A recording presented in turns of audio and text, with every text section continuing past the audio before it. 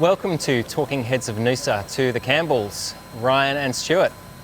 So you guys have had a fairly illustrious surf career. You've both had your own professional surfing trophies and wins. Tell us about those. To start with Stu.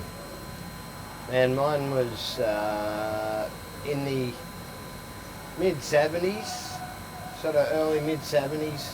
Went through all my sort of cadet and then juniors and then late 70s. Surfed the early year of the pro contests. Then had a accident, hit by my board, and came up to Noosa to recuperate after that, and sort of ended up staying here and gave the contests a miss. Concentrated on making surfboards. So back in that time, was making boards part of surfing? Were you still of that era who was kind of making the boards that you surfed yourself? There wasn't that many of us, and I started shaping when I was 12, but it wasn't until I was 15 that I started, because I was surfing comps, so I was sort of didn't really trust my own home shapes in the first comp, so stayed surfing in other companies' boards, and then when I started surfing my own in comps, there were definitely no other young guys who were sort of doing it, guys my age, and there was a few older guys. Simon Anderson, Mark Richards used to a bit, but he was more a hobby shaper sort of thing. He surfed most of his tidal things on other guys' boards, particularly for Hawaii. So yeah, it was a bit of an anomaly being a guy who could shape, and particularly being really young as well, and riding my own equipment. Yep. And Ryan, you've kind of followed in Dad's footsteps, and you had a early QS career. Is that correct? Yeah, pretty much. Just always sort of, as a kid, I just always remember spending hours at the factory. Hated it. I was like sanding dust in my eyes. Like, I just want to surf. So a kind of natural progression, I guess. I started doing contests, like local Sunshine Coast, Noosa contests, and then went on multiple Queensland champion, Australian junior champion. Then from there to, like, they used to have this Pro Junior series, so it was like sort of the best 21 and unders in the world would compete. So pretty much everyone who's on tour right now, or the last couple of years, they'd do the Pro Junior series before doing that. So kind of used to travel around doing that, and then from there the natural progression was to the World Qualifying Series. Yep. So I did that for about 7 years, and then just kind of through the GFC, kind of not many companies had much of a travel budget for their surfers, so I started sort of stepped sort of away from competing. I still occasionally compete now for a bit of fun, but yeah. Yeah. And were you competing on Dad's boards all the time? Yeah, like probably 99%. Like, yep. I've had a few boards off other people, but I've always loved Dad's the most, so I've always ended up back there. 99%? You've never surfed surfed a comp on another guy's board? No, I have one heat. We won't talk about that. I lost that heat though. There you go. There you go. Now you also followed Dad into the shaping bay, and you're both shaping under the label Campbell Design now. So tell us a little bit about that. Oh, it was funny. I was working in mining and hated it. Like, it was terrible. Like, I do not recommend it to anyone, especially if you're like a creative person. And I was doing that and I hated it, and was at a friend's wedding, and a mate was like, "Oh, why don't you relaunch your Dad's brand, make some boards with him? Like, one of the best boards I've ever had was off it." And I kind of went, "Oh, it's not a bad idea." And then Dad was like kind of semi-retired, and I'm like, "Come, let's make a few." And then it kind of just sort of all went from there. And then it's been awesome just learning the shape and sand, glass. I sort of been learning everything, which has been awesome. Yep. He has a lot of knowledge, so it's always good to extract some of that out of him. Absolutely, yeah. I got a new one at the moment. I got, funnily enough, it's since I was 15. It's the first board that I've ever had shaped by anyone else for me, and Ryan did me one the other day. I've got a got to test it out. So Wow, so it's all yeah. come back around, and now the son is making the boards for the father. there you Yeah. go. Fantastic. Full circle. Now you're really kind of pushing the boundaries with various different shapes. To the layman, a surfboard is a surfboard, but you're looking at far more of the technological or the technical side, I guess, of surfboard manufacture, and you've developed Exoflex. So just tell us a little bit about that. Do you want to? As much as you can. Do you want to? I'll let you. I about get that to one? I get to do this one. It was initially the idea for it came up a few times over the years. I've drifted away from boards and built yachts. Tends to be a little bit higher paying job sort of thing, and was during one of those periods of boat building, probably 15 years ago, that I first sort of came up with this idea, and I thought that I could bring it over and it would work in a surfboard, and it sort of remained just an idea for probably another 10 years.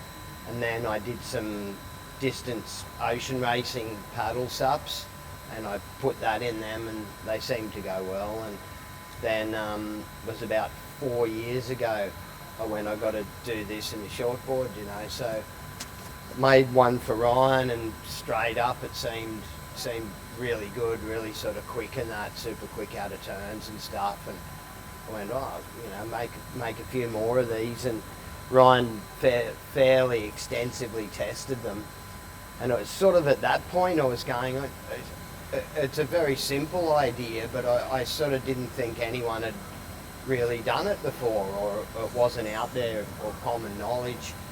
And so we sort of had a bit of a search sort of around the place, and searched through. Ryan got stuck into it and searched through. We had a look at all the patents, and no one had patented it. And so we sort of did that, went through the procedures and stuff, and then continued further research and development on it.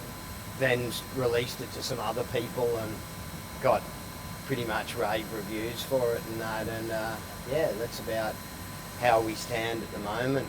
We've just got them, you know, really just doing a little bit of fine tuning, but got them going amazingly well. And it's a lot of it's to do with the epoxy and EPS side of things, and sort of alternate materials to your traditional polyester polyurethane combination. And we basically got rid of the stringer in the board and replaced it with something that gives back a lot more than it tends to make your board.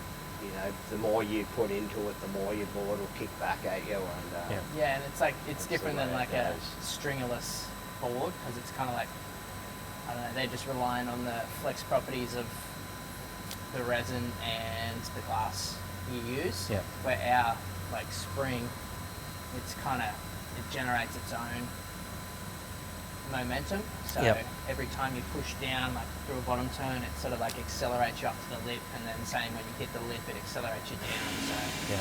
yeah, it's pretty exciting. Wow. funny too, one of the hardest parts with it, like we've been trying to get other people interested in it and that, but at the moment, or the last couple of years, you know, technology, new tech, it's a big sort of buzzword, and it seems every week that some other guy is coming out with something. Oh, here's our new technology, and we'll look at them, and more often than not, they're just a little bit of a different glass job, or there's nothing special about them. And with so much noise out there, so many different guys saying these things, and you know, new tech every week sort of thing, that ours is something there that was really legitimate in that, and sort of focused on a different line to what everyone else was. But yeah, else was it's doing. getting more and more attention. You know, Yep. Nick Carroll did a big story and claimed it as the tech of the century. So Wow. everyone knows Nick's pretty analytical with his reports. So it was good to Absolutely. have that.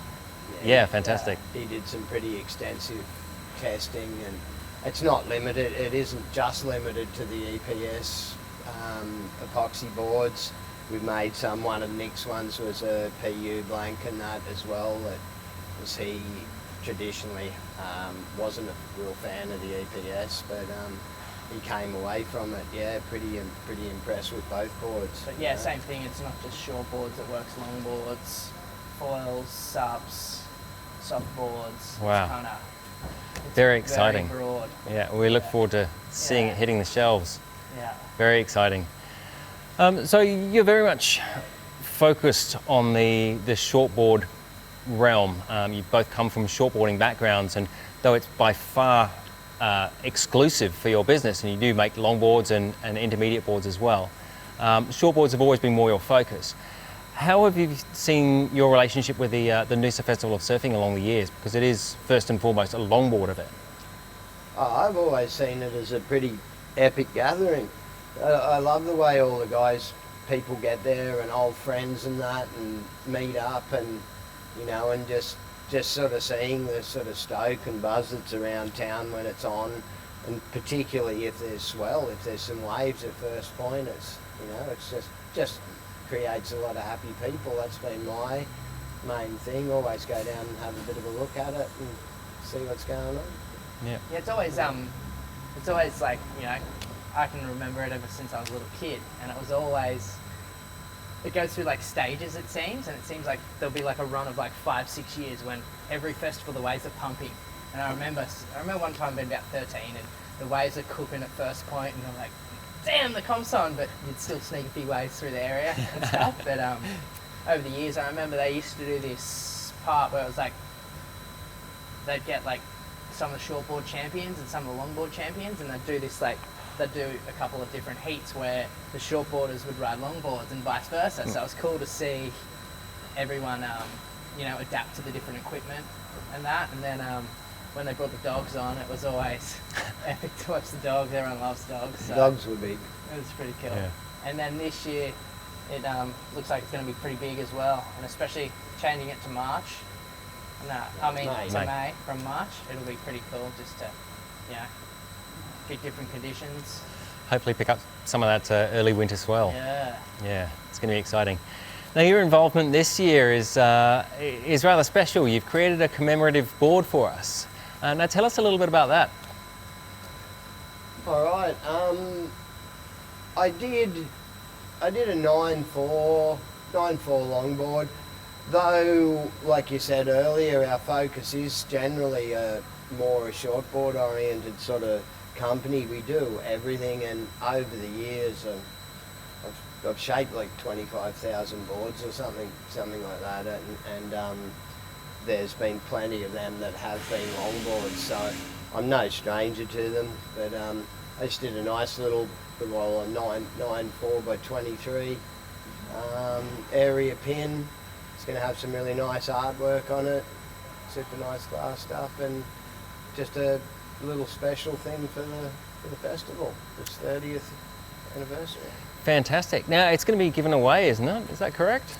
Yeah, I think there's going to be a raffle giveaway to some lucky person. That's very exciting. I'm sure we'll have all the information about that coming up on the Noosa Festival of Surfing website. Yeah. So people will be able to buy their raffle tickets and win a genuine Campbell designed 9.4. There you go. It's going to be a very, very special board. There's not a whole lot of them around. So with the Heads of Noosa Brewery on board this year, obviously plenty of the attendees are going to be drinking the wonderful lagers from the brewery. Are there any that you prefer in particular? Yeah, I go for the Japanese lager. That's my favourite. How about yourself, Ryan? Yeah, that's same. The Japanese lager is my favourite. We actually like the Japanese lager so much, we've got something special.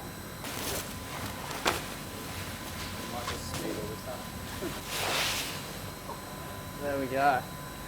So that's how much we like the Japanese lager.